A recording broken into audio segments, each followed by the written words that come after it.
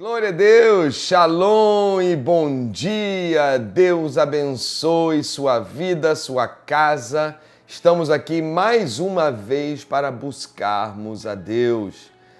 Como eu tenho falado nesse tempo, não há nada mais importante do que buscar o Senhor nesses dias.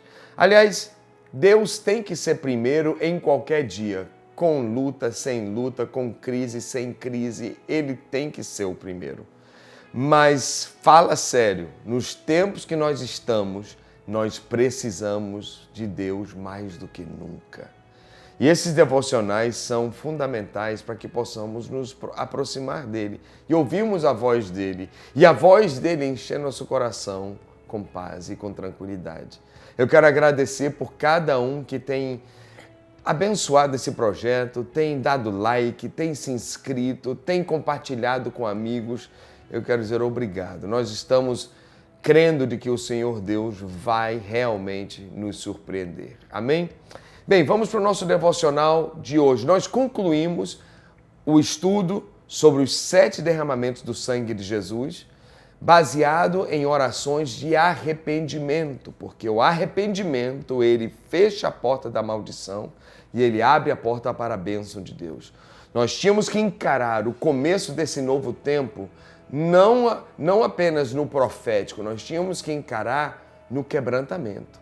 Nós tínhamos que encarar primeiro tirando todo argumento e legalidade do inimigo. Se por acaso você está aqui e não estudou a primeira semana, volte, pegue lá os estudos e comece do dia 1 e você vai ser tremendamente enriquecido. Bem, uma vez falando a respeito dos 7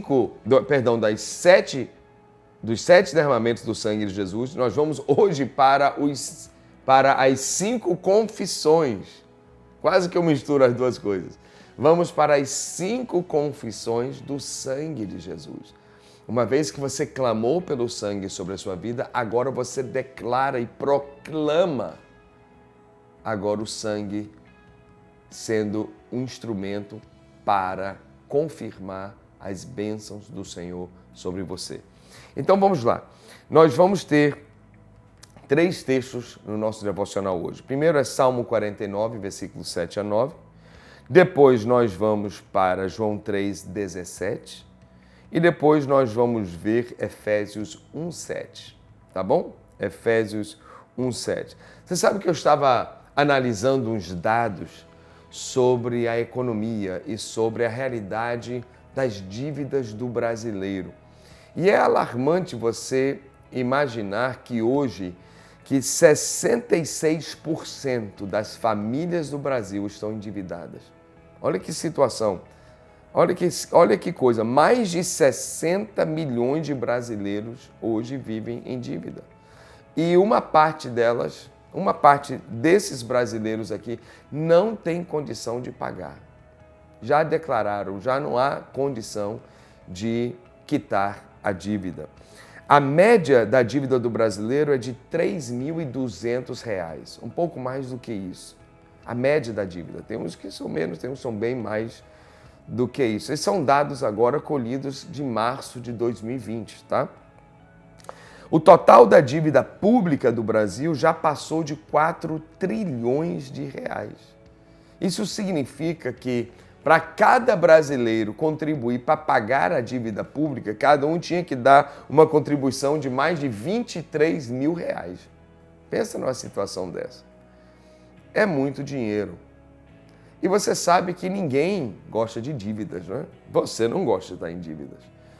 Quando a gente está em dívida, a gente tem estresse, preocupação, não dorme direito. É um acúmulo, é tipo uma bola de neve. As coisas vão dificultando a nossa vida. Mas eu não vim hoje falar de finanças, mas eu vim falar de uma dívida.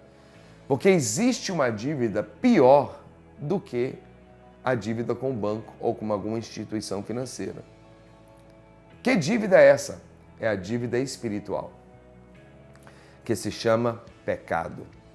Essa dívida, ela é impagável. Essa dívida nenhum homem tem condição de pagar. E a Bíblia diz assim: A Bíblia diz assim, veja Salmo 49, versículos 7 a 9. Olha a condição do homem. Versículo 7. Homem algum pode redimir seu irmão ou pagar a Deus o preço da sua vida. Pois o resgate de uma vida não tem preço. Olha só, vou repetir. Pois o resgate de uma vida não tem preço. Não há pagamento que o livre. Não há pagamento que o livre para que viva para sempre, ou seja, tenha a eternidade, tenha a salvação e não sofra decomposição, ou seja, a morte. A Bíblia ensina que a condição do homem é de pecador e que ele não tem condição de pagar a sua dívida espiritual. Agora vamos voltar um pouco e fazer um pouquinho de uma alusão ou uma comparação da dívida monetária com a dívida espiritual. Imagine, hoje são mais de... Você soma esses brasileiros todos que estão com a dívida, hoje tem mais de 200 bilhões de reais em dívidas, certo? Mais de 200 bilhões. Qual é o homem mais rico do mundo hoje? Bem, segundo as últimas estatísticas, é o dono da Amazon, Jeff Bezos, que ele já tem uma fortuna avaliada em 140 bilhões de dólares. Aí você pensa, tudo bem que o dólar estourou esses últimos tempos aí, com essa guerra aí de coronavírus que estamos enfrentando. Mas num dólar a média de uns 4, vamos reduzir. Nós estamos falando aí de mais de 550 bilhões de reais. Então pensa aqui tem um homem, Jeff Bezos, que tem uma fortuna de 550 bilhões de reais. E aqui tem todos os endividados do Brasil que têm uma dívida de mais de 200 bilhões de reais. Ou seja, um homem só tem a condição de pagar a dívida de todos esses que estão endividados. Eu pergunto a você, você acredita que o Jeff Bezos faria isso? Que ele abriria mão da fortuna dele para pagar a dívida de todos os brasileiros endividados? Você acredita que alguém faria isso? Olha, eu vou vender tudo que eu possuo, vou entregar toda a minha vida, todo o esforço da minha vida e dos meus sonhos e eu vou vender e eu vou trocar para pagar a dívida no banco de todas as pessoas que estão endividadas. Eu acho que não. Talvez você disse não. Será que alguém faria? Será que tem algum homem que pagaria a dívida do outro? Aí eu diria sim. Não só tem, mas teve. Melhor dizendo, já teve. A dívida não era em dinheiro, a dívida era pior que o dinheiro. A dívida do pecado. Jesus Cristo, ele tinha crédito.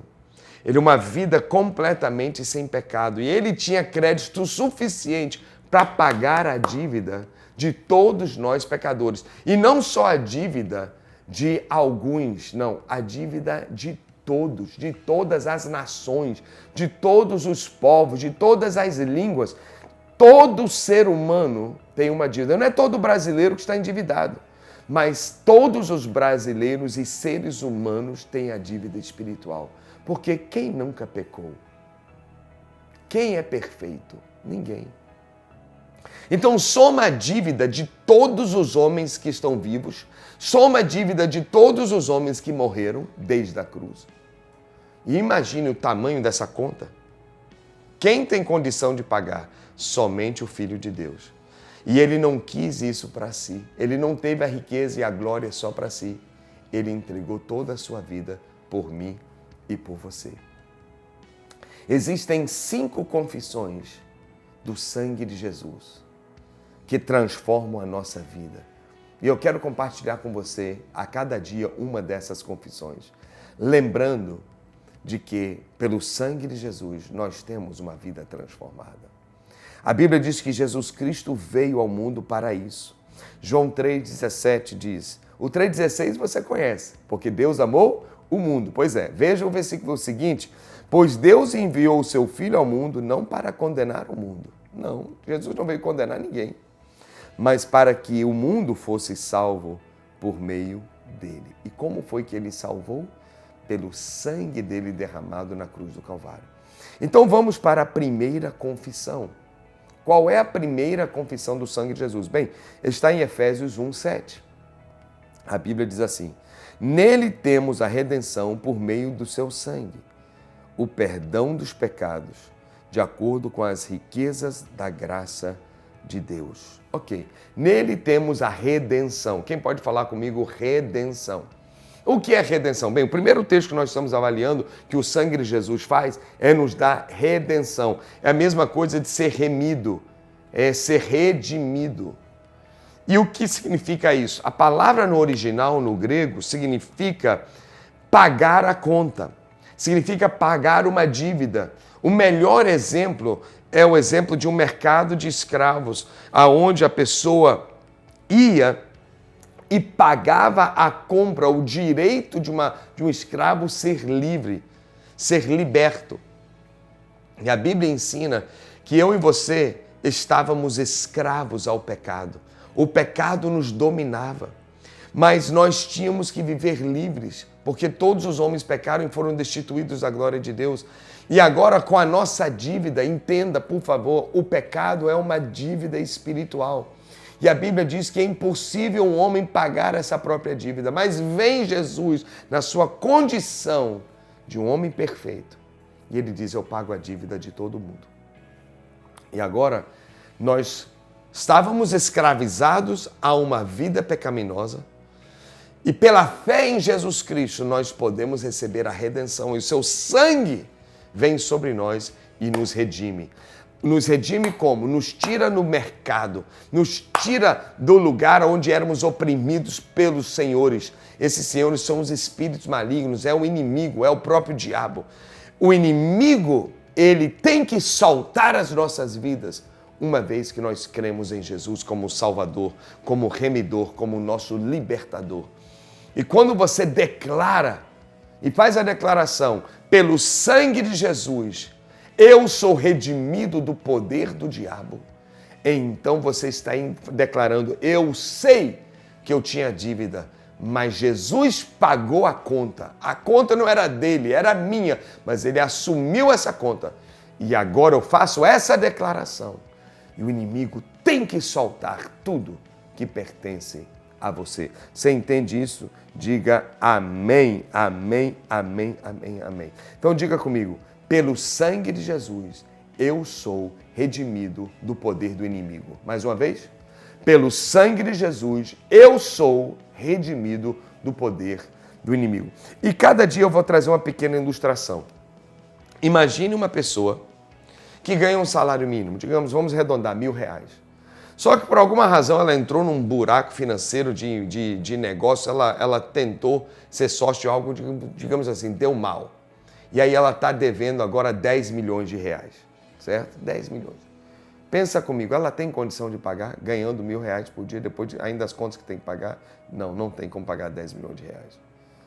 Agora, essa pessoa, ela está no banco e o gerente está lá cobrando, está lá dizendo: você tem que pagar, você tem que pagar, você tem que pagar. E aí entra Jeff Bezos, o dono da Amazon, o homem mais rico da Terra, que tem uma fortuna de 550, não milhões, bilhões de reais. Aí ele entra e olha para o gerente e diz: gerente, tá vendo essa pessoa aqui? Eu quero pagar a conta dela. Como assim? Você quer pagar a conta? Ele disse: não, eu quero assumir a dívida. Toda dívida que essa pessoa tem, põe na minha conta. Ah, é? Você vai fazer isso? Vou. Então ele vai, assume a nossa conta. Ou melhor, assume a conta e paga. Não ficou sem pagamento. Eu quero dar uma ideia de que Jesus fez isso. Uma ideia a você de que no Espírito foi isso que Jesus fez. Ele olhou para o diabo, que é o credor, e disse assim: todas as dívidas que as pessoas que crerem em mim, eu vou assumir. E o diabo olha e diz: mas o pagamento do pecado você sabe qual é. Você não paga o pecado com obras, não. Você não quita a dívida do pecado sendo gente boa e fazendo coisa boa. O salário do pecado é a morte. Jesus diz: eu pago com a minha própria vida. E foi o que ele fez. Ele pagou um alto preço. É por isso que tem um texto aqui, também muito lindo, 1 Coríntios 6:20. Nós fomos comprados por um alto preço. E essa é a primeira confissão. Tudo que estava na mão do inimigo, ele tem que soltar. Por quê? Porque o preço já foi pago para a nossa salvação. Então, quem pode dizer obrigado, Jesus? Mais uma vez, diga comigo, pelo sangue de Jesus, eu sou redimido. Essa é a primeira confissão. Amém? Vamos orar. Levante as mãos comigo e diga, Senhor Jesus, obrigado por me amar de tal forma, em desejar, ó Deus, pagar a minha dívida, para que eu pudesse ser liberto da escravidão do pecado. Eu creio, Jesus, que Tu és o Filho de Deus. E eu peço perdão dos meus pecados. E eu Te agradeço, porque na cruz, toda a minha dívida foi até o Senhor. Era para eu morrer, mas o Senhor levou a minha morte. Obrigado, Jesus. Hoje eu sou redimido do poder do inimigo. Hoje eu sou redimido do poder do inimigo por causa do que Jesus fez. Ele pagou a conta dos meus pecados. E para isso, Jesus, eu sou eternamente grato. Em nome de Jesus eu oro. Quem pode dizer amém, amém, amém. Uau! O tempo voa, né? Rapidinho. Meu Deus, amanhã tem mais. Se for preciso, volta aqui a gravação e ouça de novo, tá bom? Se você está sendo abençoado com esses devocionais, não esqueça, dá o seu like. Tenha certeza que você está inscrito, que às vezes você não está inscrito. Se inscreva. E melhor ainda, compartilhe para todos os amigos que você puder. Porque essa palavra vai ajudar muita gente. Amém? Eu creio nisso. Muito obrigado. Deus te abençoe. Te amo no amor de Jesus. E até amanhã.